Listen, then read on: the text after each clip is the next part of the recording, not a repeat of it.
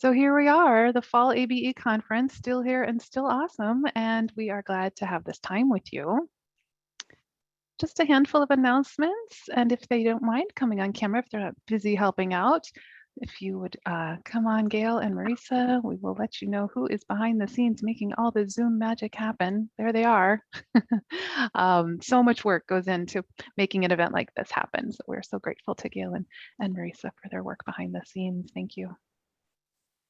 And then a big thanks to all of our presenters and our hosts and our co-hosts and the coffee break and affinity group facilitators.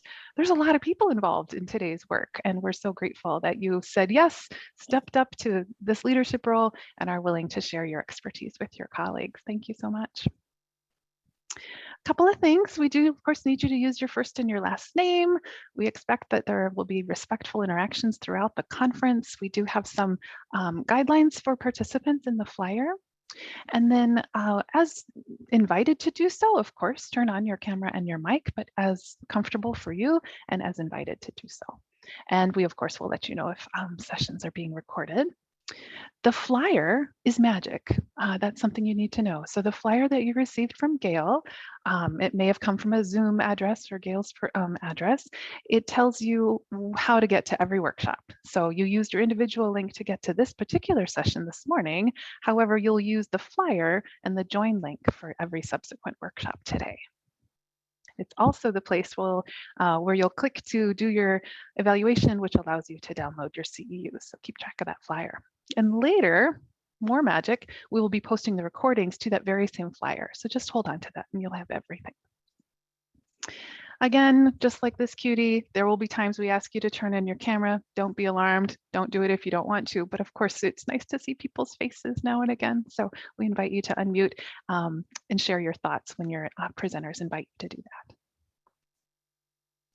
The participant folder that will be dropped in the chat in a moment as your access to slides and handouts and other resources that facilitators and presenters today are sharing with you. So there is one spot where everything will be, and then there's a folder for each session. So if someone, one of your presenters says, hey, that presenter or that slideshow is in the folder, that's what they're referring to, is this participant folder. And there it is. Thank you. A few announcements from the Department of Education. Brad and Astrid. Excellent. Thank you so much, Patsy. So good to virtually be with all of you here at this event today. Thanks to ATLAS for your amazing work and for all of our presenters and everyone helping make today happen. My name is Brad Haskamp. I'm the State Director of Adult Education, and let's dive right in. Go to the next slide. First, we want to make sure that all of you that are administrators know about our fall adult education manager meeting. That is happening not next week, but the week after, Tuesday, November 16th from 9:30 in the morning to 12:30 in the afternoon. There's registration information on the ATLAS events calendar, as well as more information about the agenda for the day and all the topics for discussion. So we hope to see you there. Also, another big event that's going to be happening between this year and next year is our federal grant competition. And this is for all of our federal adult education funding and for our integrated English literacy and civics education grants, or IELCE grants. We anticipate that the applications will be released in December and due in early March. A key next step, if you're going to be part of that process, we have our grant application workshop on Wednesday, December 8th. From 9:30 to 11:30 in the morning. Registration information is either on the ATLAS events calendar now, or it's going to be on there very soon. We'll also be emailing that information out, so stay tuned for that date and mark your calendars. And we are excited to say that we will now be a 2-test state in terms of our high school equivalency tests. And the second test that we have approved is HiSET. And we now have a contract signed between the state of Minnesota and HiSET. And we at Minnesota Department of Education have started our conversations with the HiSET staff on what that implementation will look like. We don't have that information available for you today, but we'll stay tuned. We will be releasing more information soon about that. And if you're curious what the HiSET test is like, there's an overview of the HiSET test session later today in the conference. Then I'm going to turn it over to Julie to talk about our Forward Together Ambassador training.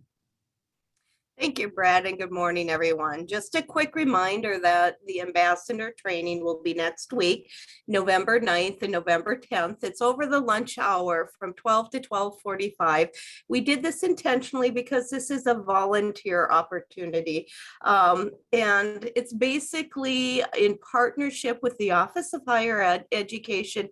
And we're trying a different way to get more people back into post-secondary training, and we're highlighting adult basic education and different scholarships that people can apply for. And so it's a training just to help volunteers reach out to their networks to get people into post-secondary. If you have any more questions about it, please feel free to contact me, and you can register on the ATLAS website if you can do that, or I'll also put a link in the chat.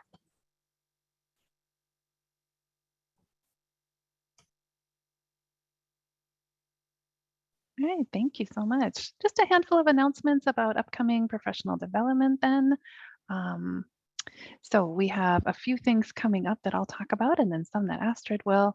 First of all, some things of note happening at ATLAS. So we have an administrator webinar. If you're an administrator or manager or coordinator at your site, you might be interested in the November 9th webinar. And an ACES and CCRS webinar after that. We've got a math one coming up, another CCRS one coming up, one room schoolhouse, more ACES, just all sorts of good stuff that you can come to and then learn from and connect with your colleagues. The Language and Literacy Institute is coming up in late January. It will be a virtual event. And then coming up this spring, we have a writing study circle you'll want to look for information for. This one has been in the works a while. We're so excited to finally see it come and happen. It's all about writing instruction and implementing writing and more writing and better writing in your classrooms. And then we have an evidence-based reading instruction event coming up as well. And then hopefully another statewide conference in April of 2022, another statewide virtual conference, and fingers crossed for some in-person things also later this spring. And I'll turn things over to Astrid. Thanks, Patsy. Good morning, everybody. I'm Astrid Leiden with the Department of Education. So happy to be here with all of you here today virtually and to see your names and chats coming in. A few more other PD announcements. We have our support services conference coming up later this month, November 18th and 19th. The 18th will be CASAS and TABE training. That's open to everybody. So if you need that implementation training. And then the 19th will be our keynote and concurrent session specifically for folks involved in support services. We also have some Edmentum courseware training webinars coming up next week on the 10th, a new and refresher teacher training. And then if you're more experienced, December 8th, an opportunity to learn more about the features in Edmentum and how to make the most of them.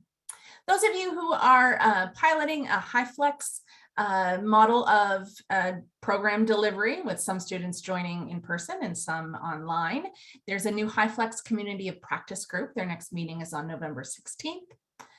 Those of you interested in getting certified to use the TVM model, our next certification webinar is on December 6th. And you can find information about the professional development events on the PD calendar. This TVM certification information is available on the Literacy Minnesota website and on our Distance and Blended Learning Basics class. And any workshops you missed, you can find on the MNABE PD YouTube channel. Let's go to the next slide. Coming up on December 3rd, we have our virtual volunteer management conference. Really excited for another year of bringing folks together to learn about how best to support volunteers and implement volunteer programming in adult basic education. And along with that, we'll be presenting our award for excellence in volunteer engagement. So if you'd like to nominate a colleague, those nominations are due Friday, November 12th. And we'll put the link to both the conference registration and the nomination form for the awards into the chat. Let's go to the next slide. Also want to make sure that everyone is aware of our MN Adult Education PD catalog. So our PD calendar is a place to go for things that are available for registration. But if you want to do some planning, looking out to the rest of the year and next, encourage you to use our professional development catalog to search for the professional development opportunities that fit your needs. And linked on that page is our FY22 MN Adult Education PD date spreadsheet, so you can see everything that's scheduled for the rest of the year and plan your professional development. And then finally, I want to encourage everyone, if you have not already, to join our statewide online networking group, Mighty Networks.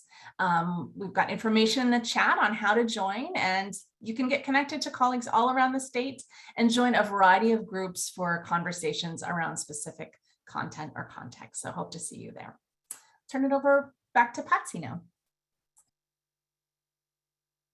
Great, thank you. So just an announcement, if you are perhaps interested in an adult basic education license, as you know, Hamline University offers that, both an additional license if you already have one, or an initial license if a teaching licensure in Minnesota is new to you. And there's lots of information that we'll drop in the chat in a newsletter article that was written about this, and you can find more on the Hamline website as well. If you're thinking of getting that credential, no time like the present. We have lots of opportunities to get started with that coursework. So we're almost ready to start your day. We have so many good things happening, and here's just kind of an overview of the day. We have this welcome and a wonderful keynote talk coming up in a moment, and then we'll have a short break, and then your first workshop, another break, another workshop, lunch, and then a third workshop in the afternoon, and then a networking coffee break, which really is more of a session than a break, but there's really important networking that can happen there, and our coffee break facilitators are excited to have a very interactive session with you around a range of topics that you can see in your flyer. And then a final workshop before we have some affinity groups that are of course optional, but we encourage you to come to one of those as well. And I'll say a little more about those here. So the networking coffee breaks, we've landed on these various topics. These are what sort of bubbled to the top when we asked a number of people in our advisory teams and other leaders, what really are the things people need some time to connect about and think more about.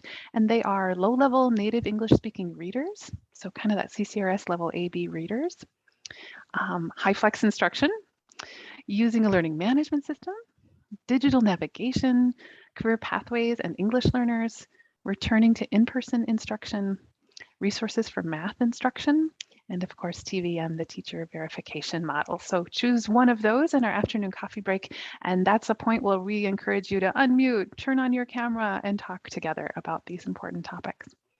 And then at the end of the day, there's space for these affinity groups listed here: mental health, BIPOC, LGBTQ+, anti-racism, and non-native speakers of English who are teaching ABE.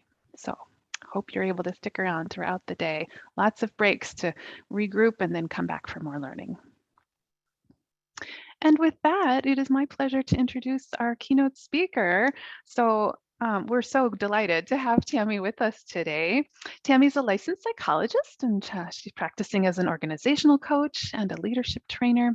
She specializes in working with individuals, teams, and organizations as they navigate today's complex business environment to obtain business objectives while supporting optimal performance. So something to know is that Tammy came highly recommended by her friend and colleague, whom you all know, Wendy Sweeney of Panda. And when we asked Wendy whom we should invite to speak about kind of the emotional toll of what is happening right now for teachers, administrators, and learners, she wrote back right away and said, oh, you need Tammy. So here we are, and we're so glad she's able to join us. So our keynote speaker is passionate about coaching for resilience and well-being while helping leaders develop and create a culture that supports collective success. Tammy has over 20 years of experience in coaching and consulting, and she is on the faculty of the Center of Character-Based Leadership and also adjunct faculty at the University of St. Thomas. So we can't like clap, but if you know where your reactions are, if you're zoomy enough to know what that is, go ahead and find your applause, and we'll welcome Tammy to our space this morning. Thank you. Oh, people found it. Yay. Okay. Welcome, Tammy. We're so glad to have you. Well, thank you for the introduction. I appreciate it. Welcome, everyone. I'm thrilled to be here. It has been quite the interesting 18, 19 months, hasn't it? So the first thing I want to do is, you guys just did a lot of announcements, and I could feel myself going, wow, there is a lot going on through this conference. So we're going to do a little bit of what I call a settling in exercise and getting set for, being present and taking all of this in, because there's such a rich curriculum today that has been kind of masterfully laid out for you. So the first thing I'm going to invite you to do is look around where you're sitting and make sure you're set for optimal presence. So it might mean making sure you have your coffee, your tea, your water, a snack, maybe moving some clutter away. It also might mean, of course, I turned off my email because that'll pop up, and I turned off my phone. And so I just invite you, I'm not, it's just like I said, an invitation to do what you have to do to be present here. And we start with like our physical space. That's really helpful. And you know what it takes to be in a place of learning. So set yourself up for success. So the next thing we're going to do, I'm going to do a settling in, but I do want to again point you back to that participants folder. And there is a worksheet in there that I'll be referencing. It's just a two-sided worksheet. And if you can, it'd be great if you could either have that printed out or available to you. But if you don't worry about it. If you have a pad of paper and a pencil ready, that'd be just fine, or pen. We'll be maybe jotting down some notes and hopefully having you kind of go through a little bit of an exercise today. So there we go. We're kind of setting the tone. And now I'm bringing forward my singing bowl. I bought this singing bowl when the Dalai Lama was at the University of Minnesota a few years back. And believe it or not, I bring this singing bowl into corporate America, and they actually allow me to bring it. And when I worked at Medica Insurance, for instance, I was a health coach there. We would start every single staff meeting with some type of a settling in. And I just tell you that because when we start thinking, oh, this is kind of strange, or what's the purpose of this? At Medica Insurance, we had a lot of members we were working with in health coaching, a lot of them going through really, really serious things. But when we came into a staff meeting, we had to deal with the mundane but important, right? That was critical. So we started our meetings this way to help people transition. And that's what I'm going to do right now. You just got flooded with a lot of information, a lot of exciting things going on. And I kind of just want to settle you in, if you don't mind. So I'll start with 1 bell. I'll end with 3. And if for any reason this doesn't resonate with you right now, just do whatever helps you to center yourself in these few moments. Whatever is helpful. You know yourself. Do that practice right now. So just listen. And if you want to close your eyes, you are welcome to close your eyes.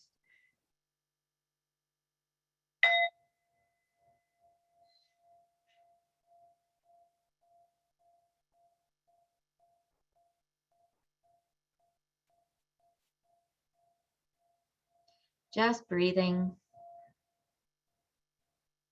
Just letting the body breathe itself.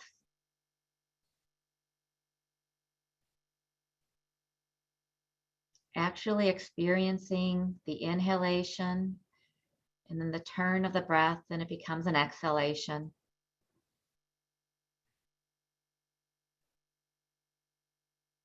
No need to judge, change,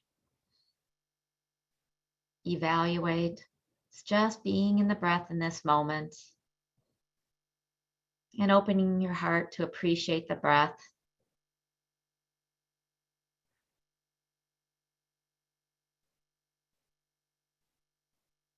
Perhaps as you're experiencing the breath, you're noticing the air coming through the nose or the mouth, the chest rising, the belly expanding, and then the exhalation, the belly dropping, the chest dropping, and the air leaving the mouth or nose, and just being in that place of the wave of the breathing. Maybe even noticing a loosening as you breathe, a softening. Maybe I'm inviting you to maybe even consciously release with every exhalation, letting the shoulders drop, surrendering the body to the chair, or still standing if you're at a standing desk, but just allowing the body to still soften, knowing it's supported.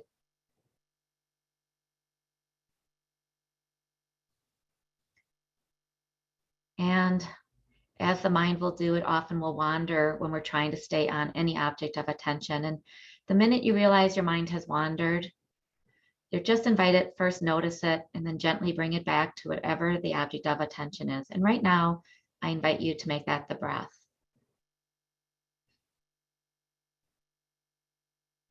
And realize throughout this day that you'll be experiencing that you have the agency and the power to make whatever you feel is important the object of attention.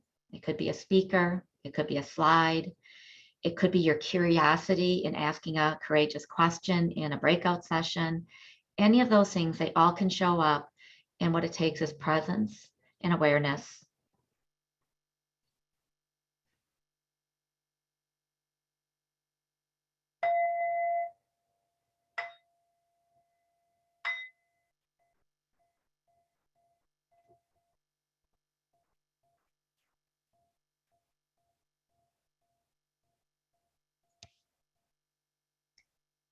And if your eyes were shut, you are invited to open them, maybe roll your shoulders a little bit. And again, welcome. I'm very, very excited to be here. I love, love, love working with people. I love working with messy, which is maybe why Wendy said, hey, why not, invite Tammy here? Because boy, has it been messy. I have learned a lot about myself and grown a lot as a human over the last 18, 19 months. It's been a bit painful at times, but it's also been very inspirational, even to myself, to say that I can adjust, I can adapt, I can pivot. So what we're going to talk about today is going to be this thing called finding a better path. Now, this is not the sexiest name I could have ever come up with. I used to work in the food industry at General Mills and marketing and Pillsbury and such, and this is not sexy. I get that. So if you give me that feedback, I'll say I kind of know that. But what I guess I want to invite you to consider is this finding a better path is that we kind of we're creatures of habits, we humans. We tend to fall into patterns that serve us to a degree, and they keep us going forward. And what I'm going to invite you today is to realize that perhaps there are other pathways we could be taking in how we navigate life's complexities. And I'm not saying that trying different paths, I think, can be just kind of a fun experience. Number one, it can keep things lively. It can make them not boring. But I also think that we have to pay attention to our what's the word? I don't want to say stuckness, but just our tendency to stay on that path. So the first thing I want to invite you to do before I jump into more details here is to take that worksheet. And again, if you just have a pad of paper, that's fine.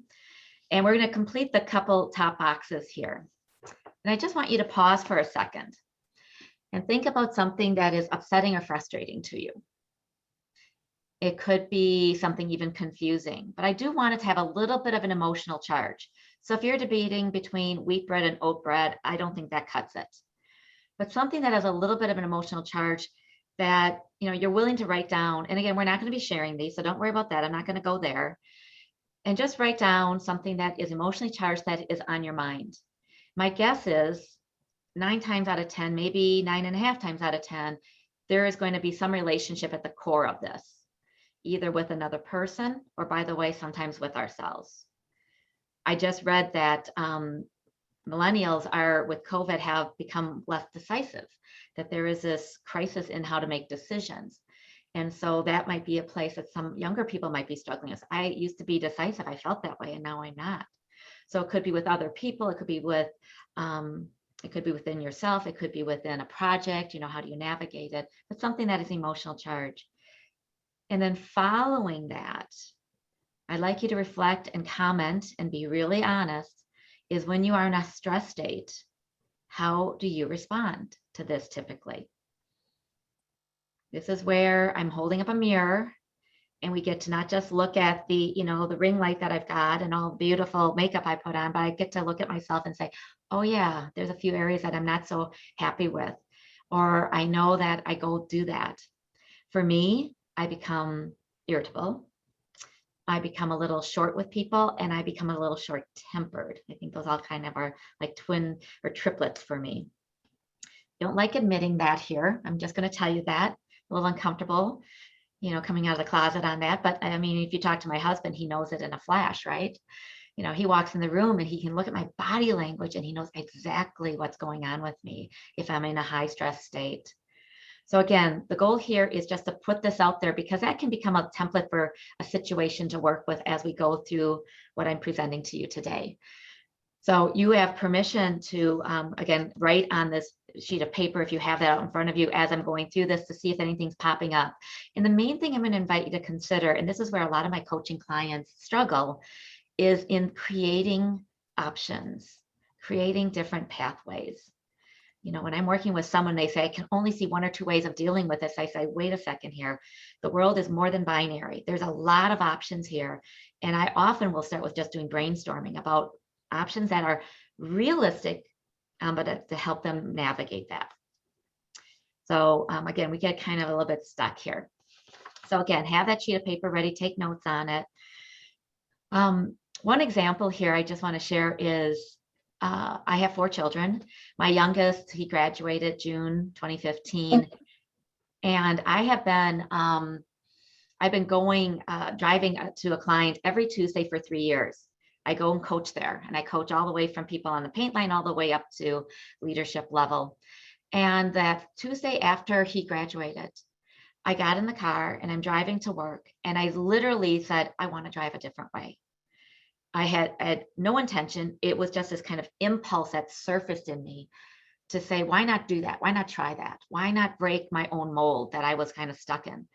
And it was the most delightful drive from Maple Grove to Delano, Minnesota. I went through farm country. I smelled things that were interesting. I'll just say that. But it gave me a whole other experience. And by the way, when I arrived there, my heart was open. I was excited. And so it's a simple example, but without consciousness and intention, very often we don't even think to create better paths. So again, that's the invitation today. So I do want to acknowledge where we're at here just a little bit more. And I was training a group of accountants last week. I do some leadership development with them. And it was a very real conversation, very intimate with these emerging leaders. And one guy wasn't even there because he had breakthrough COVID, which was sad. And it was pretty serious breakthrough COVID. And we're talking and we're kind of opening up. And one of the gentlemen said, he goes, I think we're all just mourning losses. That's what I think is going on, because people had tears in their eyes as they're really longing for what was before. And that's how he phrased it. And that's why I used his language, what was before. And there have been a lot of losses. There's been a lot of things that we've had to give up, genuinely give up in the last 18, 19 months. And so I'm speaking specifically, of course, to the pandemic, but let's just layer on all the other pieces with social unrest and elections and all these other things that if you read any news feed is just going to hit you. And so I just invite you to take a moment. And even when I bring this up, I feel in my body, I feel kind of a deep sadness here of what was missed because of so many things that were out of my control. And I just invite you, if you don't mind, you're welcome to put that in the chat. And again, we're going to call this the Las Vegas chat because what's said here stays here, right? We're going to be respectful, as Patsy said.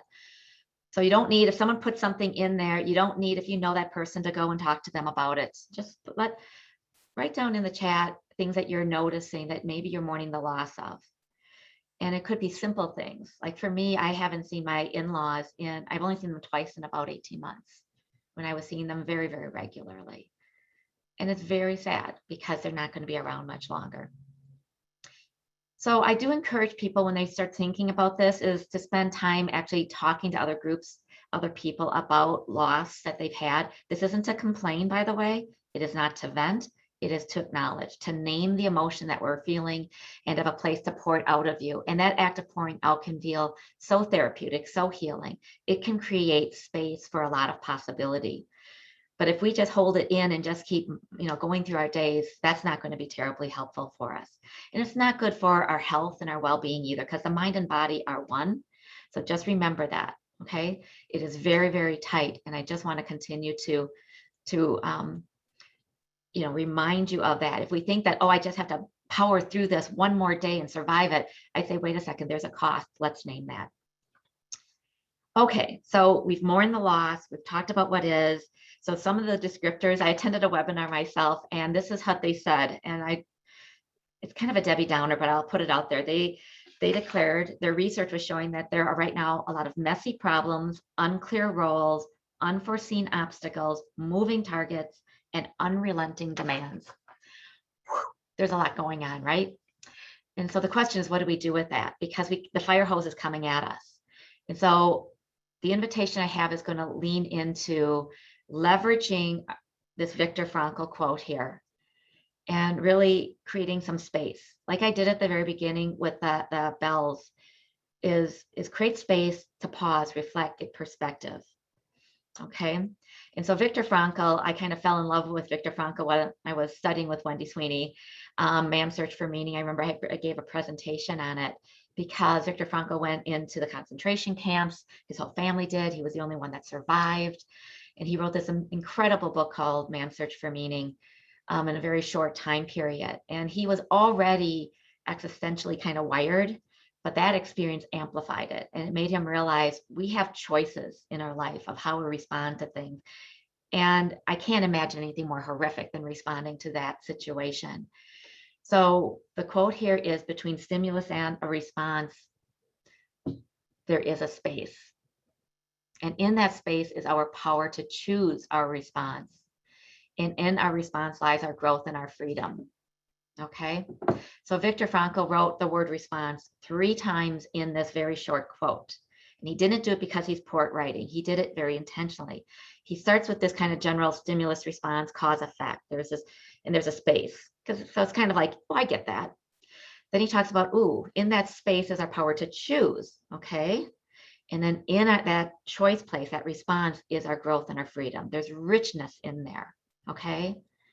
And in the busyness of life, we lose track of this reality. And if we don't create, if we don't intentionally bring effort to that, we are not going to be able to actually lean into this freedom that he speaks of. That can be so powerful, especially in the messiness of this world. And yet there are times when maybe a quick, response is warranted here. So we have this thing, we know how this goes. If someone opens up the shower curtain with a knife, the immediate reaction is going to be, oh my gosh, and there's a response. This is life or death, right? And that is actually warranted. So stimulus and response in this situation should be tight. It's how the human is wired. And yet some of us operate every single day living in this type of place, tight. I get an email, I have to respond to it. I have to do it quickly. They expect me to. I've trained everyone to know that I respond within 2 hours of any email I get. We train people with what to expect from us. And the challenge is, number one, is that's not healthy. That is not going to bring up the best response, because sometimes when we're doing that type of response, guess what's running the show? It's our emotional response center. It's our limbic system, our amygdala. And we are not accessing our prefrontal cortex, which really has our decision-making, our judgment, our executive functioning. So please, please, please be aware that the reason to do this is really because this pause isn't just because it's, some people call it a little woo-woo or soft or inefficient or ineffective. I'd say it's absolutely the opposite. Us creating this place of choice can be really quite skillful and strategic in how we navigate our challenging life. So again, Michael Scott comes in here and he's ranting and raving. These guys have a choice of what to make. And my guess is it's going to end up being something quite hilarious with what they choose to do going forward. So again, we just have to pay attention and make room. So keep in mind, sometimes when leaders or anyone, contributors, are in a place of high stress, they can go into certain typical responses. They could become over controlling. Okay.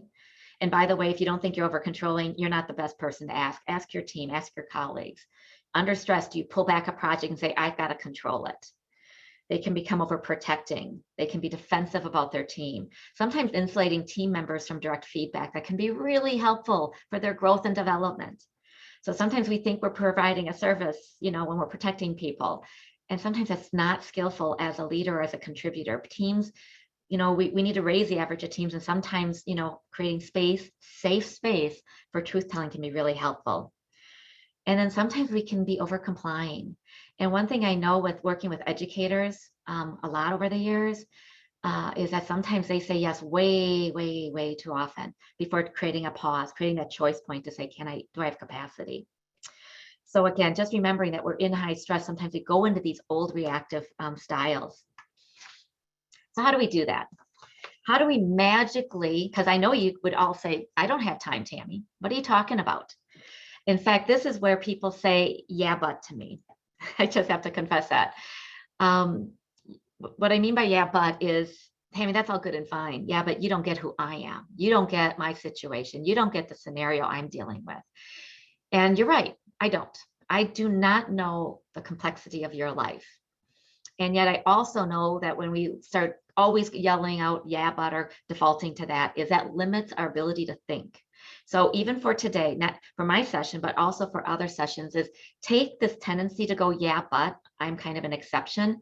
Take it, put it in a little, you can see I'm making a little ball here, and just set it aside.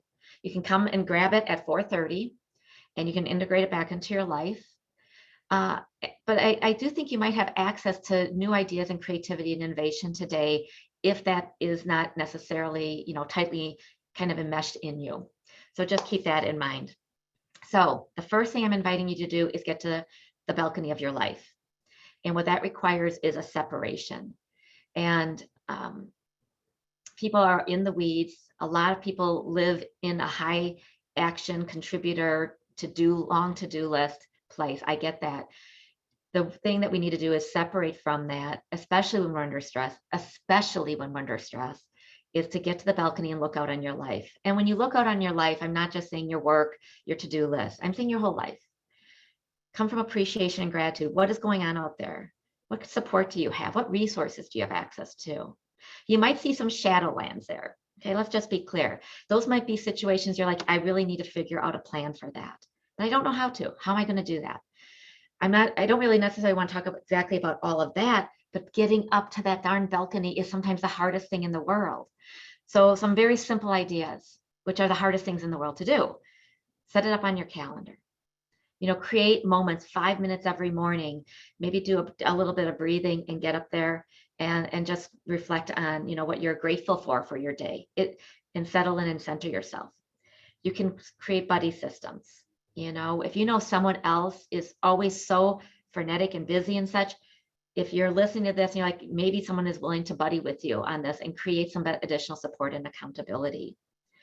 The place here that I'm noticing, especially in the last 2 months, is the body. The body speaks the mind. The body might tell you need to get that darn balcony. I have had more calls than I care to say of people having panic attacks recently. And honestly, I don't know what's going on, because that's a very visceral experience and very, very disturbing. And yet I'm hearing this exact wording. When we tease it out, sometimes it's actually not a panic attack, just to say that that's their words, their characterization of it. When you get to the balcony, the piece I want to also remind you of is you might be bringing along this negativity bias. We humans have that. And all it simply means is we have a tendency to gravitate and remember the bad. Okay? And it helped us survive over the years. So we remembered where those poisonous snakes were. That was important for our survival. Okay?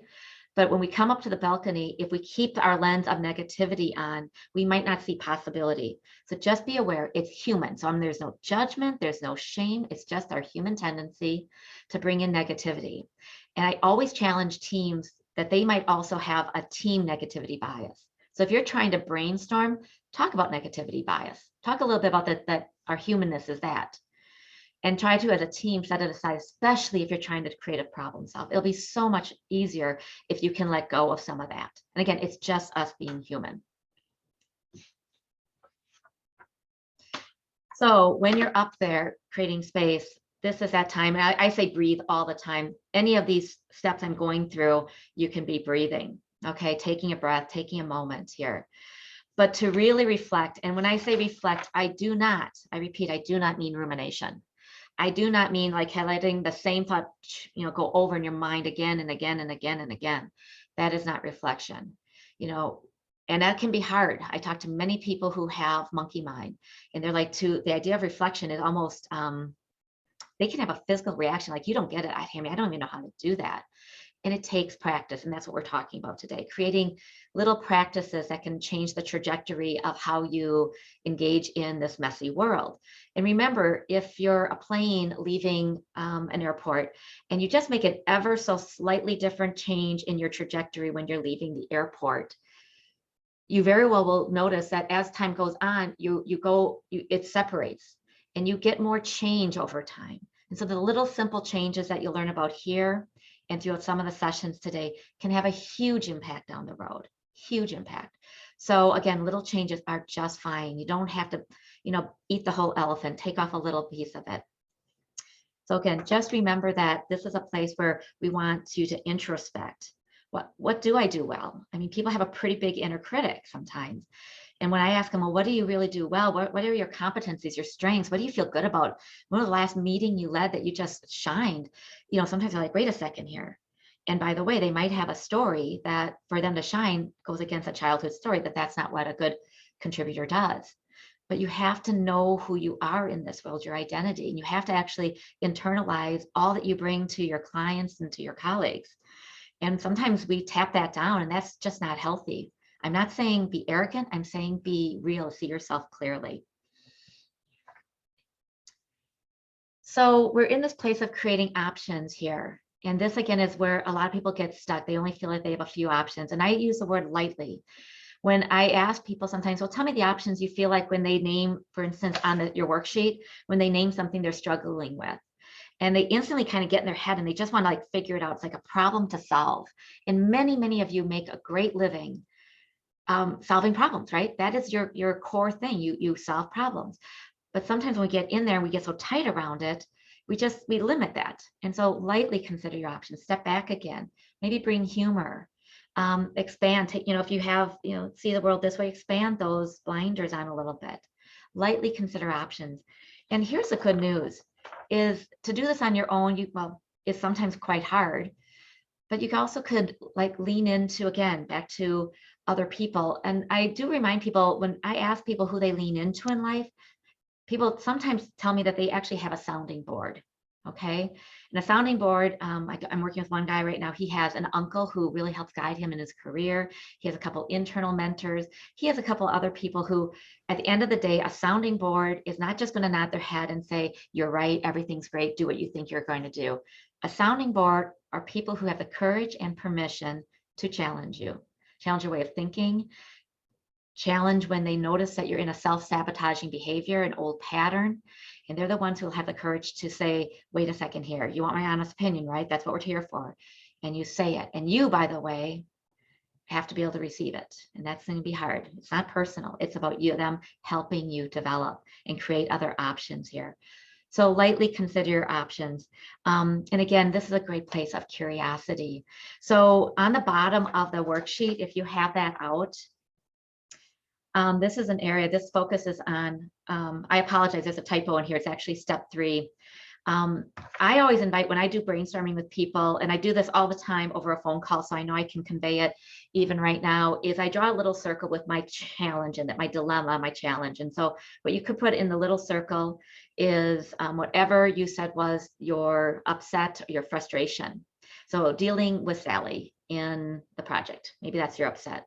Then you draw 8 to 9 rays of sun coming out of it.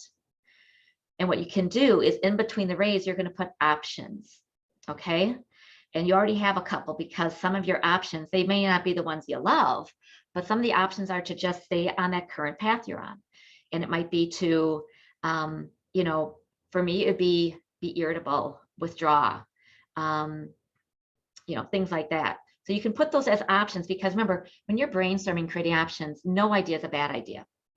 I do invite you to be realistic though, okay? So you can do that. And my goal when I work with a client, and it's not that hard, believe it or not, is I can pretty quickly come up with 8 options. So dealing with Sally, I could have a direct conversation with her, right? I could accept that Sally's style, as much as I don't care for it and kind of gets in my way, is actually she's an amazing leader and she brings a lot of creativity. She doesn't execute against the creativity, but that's what I bring. oh, so I see her strengths, I see my strengths. So notice, as we work with these things, we can create many options. And in our options, of course, comes that choice place. So again, have fun with that. You can create a circle on that bottom and create those sun rays and fill that in. And you can do it throughout the course of your day, because you're going to hear things later today that you go, wow, there's an idea. Or maybe it's something that you think you could apply to clients, but you're like, I could apply this to my coworkers. This is really helpful for me to grow and learn with. Okay. This next step here, I bring it up because when people come into coaching, I feel like there's splattering of arrows sometimes. And it can be overwhelming even hearing it. You know, there's a lot going on. And as a coach, I have to say figure out what to do with that. And so as I talk to them, what I try to do is I try to create a framework. I literally try to understand what's important to them. So keep in mind, by now in our practice here, we've gotten to the balcony, we've done some reflection, we've created some options. Sometimes those options can feel chaotic. And so we say, we create a framework. And here is where we say, what really matters here, okay? And this is really an important thing to know, because you can't have 10 number one priorities. Doesn't work. If your boss is telling you that you have to have number one priorities, not okay. You say, that's not feasible. Help me rank these so I understand, at least for this day, where we're at. So part of this is creating a framework. What really matters? What are critical to myself, my team, my clients, and name it. Okay, be really clear. And then the goal here is ultimately is that you create this more alignment. What you notice is on this far right arrow is there's less arrows. Okay, so what did this person do? They said no. They set a boundary. They may have said a temporary no, which might be someone says, I need you to do this by Friday. And you say, there's absolutely no way I can do it by Friday, but by noon on Monday, I think I actually can create a space for that. So it's honesty going back and forth. But this alignment, it feels very different when a client leaves a call and they suddenly understand what they have to do. Now, keep in mind, the challenge here sometimes is around stories. Our stories can keep us stuck. Like if I have a story that I never can disagree with my boss, I never can challenge my boss, some of this becomes harder. And that's where I say maybe the thing here is when things are in a place that come is talk to your boss and say, hey, what do you think about if I would ever challenge you about some ideas or bring some new ideas forward? Create an agreement before you're in a tense situation. So it's okay. And it creates safety and it redesigns the relationship a little bit here. So again, focus on what matters most. Be willing to say no, or no, not yet. Set boundaries, and then also pay attention to your stories. And by the way, some of our stories we're really, really tightly attached to. I just have to say that out loud. Some people, I work with accountants, they're very attached to flawless execution. I work with a lot of perfectionists there. And if you want someone to suffer in the world, and they tell you they're a perfectionist, they're going to suffer because you never reach the goalpost, right? You never hit it. And so they have to figure out what good enough is. And, you know, they have deadlines. You've heard these things called tax deadlines, right? So they have all of that. So it's a really big rub because they like it being right. They really do. Okay, so we finally arrive at this place of making a choice. Okay, this is what we're ultimately about. And as you notice on the Rockway, there's a lot of options here. And for us, we have many, many choices. The key here is make the best choice in this moment. There's a type of bias we have that we get information like 2 weeks down the road and we look back and we said we made the wrong choice. We made the best choice in this moment with the information we had. And we have to give ourselves a lot of grace and a lot of permission, and really appreciate if you've gone through a little bit of this process, and I've made it sound like it's 5 steps. These can happen in a very, very short time period. The more you practice this, the better at this you get. And they don't even have to be in this order, by the way. But when you're in this place, appreciate that you've created a little bit of space to breathe. Maybe you've tapped into your sounding board. Maybe you step back and realize, you know what? I don't want to go with my triggered response. I want to just take this breath and I want to be in a place of responsiveness, and you feel good about it. The COVID experience that all of us had, I think is an excellent example of this. And I've witnessed this when I work with a lot of HR groups, and they had information, right? Mid-March of 2020, they had information, they made decisions. 3 weeks later, they had different information. They made new decisions. Okay, a few weeks later, they didn't. And it felt like they were just kind of changing their mind. Initially, I noticed employees had a lot of grace. They gave leaders a lot of grace because it was confusing for everyone. That grace has been depleted. And now people just are mad a lot of times at all the, the changes that are coming up. And honestly, I feel for a lot of HR professionals. And if any of you are in those spots of trying to figure out COVID protocols, it's hard. It is very, very hard. So I really do invite you to keep that in mind. But it's ever-changing data, and you're trying to accommodate a lot of different information. So again, this is the place that, in this place of choice, is pay attention. If you're just going to default back to what you originally were going to do, is that the best choice? It might be. So I'm not saying those choices are wrong. I just am saying, have you really considered, okay, what the different options are? So again, what we want to do here is continuing our life. And I would invite teams to do this too, is practice, creating more options, helping people break down the shackles or the chains of seeing things just one way. And when we have deadlines and when we have urgency and when we're overworked, we tend to do that. And yet at the end of the day, there's a cost to that. Number one, you might not get the best idea. Number two is your health and wellness might pay the price. Number three is you haven't designed your teams for optimal performance. So there's a lot of cost potentially. So just pay attention. At the end of the day, again, this is your choice. So we're trying to create this space here. I've thrown out to you that the choice is where the magic happens. I also hear the flyer is magic, I just heard. So I guess we're all using that word. So this is a place, but consider some of these options. And getting the balcony, really separating yourself is harder than, well, maybe it is hard as much as you realize. I spoke to a client yesterday who every time she goes on vacation, she's answering emails throughout. She has not taken a vacation in 15 years. 15 years. And speaking to her, I can feel her nervous energy. I can feel it. And so I know that there's a lot there. And it was my first talk with her. So we'll see where it goes. But she says, Tammy, I need to figure out how to take a vacation. I'm like, I know you do. So this is a process I might walk through with her. Her story is perfectionism and that she has value. Her value comes from always being there and being incredibly responsive. Is that a bad thing? No, absolutely not. Overplaying that strength of her has become a liability, and her health and her relationships and her family are paying the price. And she confided that her mom is ill. So suddenly everything has to change. So all of her old pathways are not going to work out anymore. So again, going through this process, considering creating alignment can be really hard for people too. So that's a practice around that to keep just working at. And again, work with other people, play with this. And by the way, I'm going to say this sincerely. If any of you have any questions on this, you can send me an email. It's on the worksheet. And I say this knowing that I might get a lot, but when I say these things in training, I don't get that many usually. So don't feel like you have to figure this all out if I said anything confusing. Okay, so I'm just whipping through this. These are some of the elements, and this is on the back sheet of the worksheet. These were the ideas I came up with in these different categories. I guarantee you these are, number one, not the best ideas or not the best for you ideas. Okay, so you might say, Tammy, I want to go in a different order.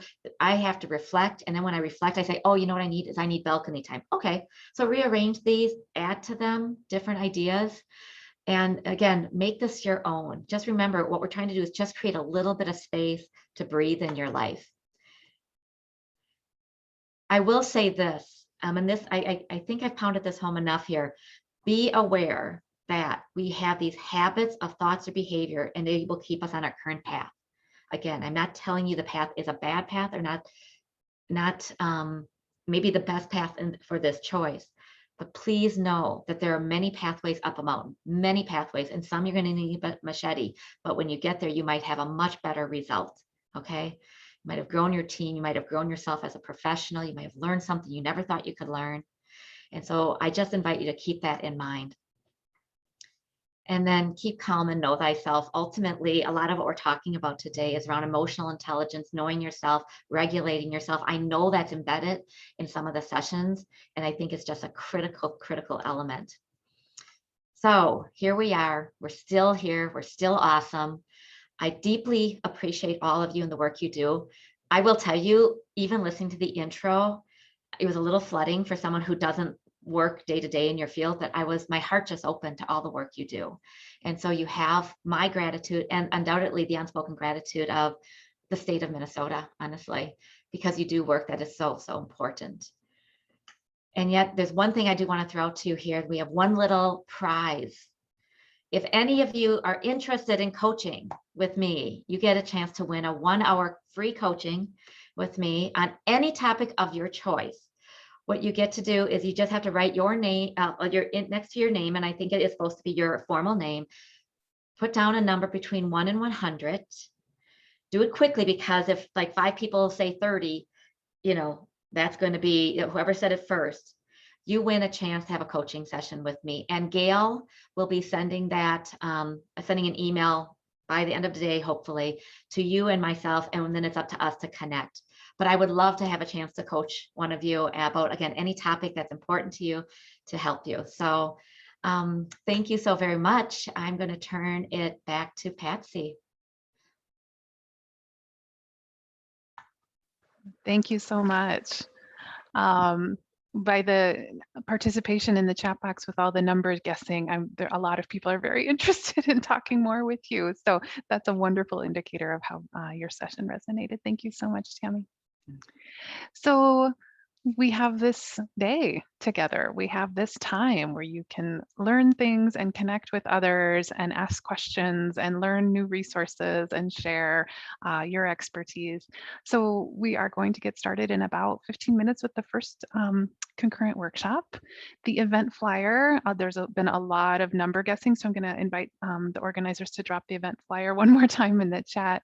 Sometimes the event flyer gets so much traffic that you can't get in, so we have a copy actually, so you'll notice there's 2 different links, so maybe go to the second one if you're having trouble with the first link.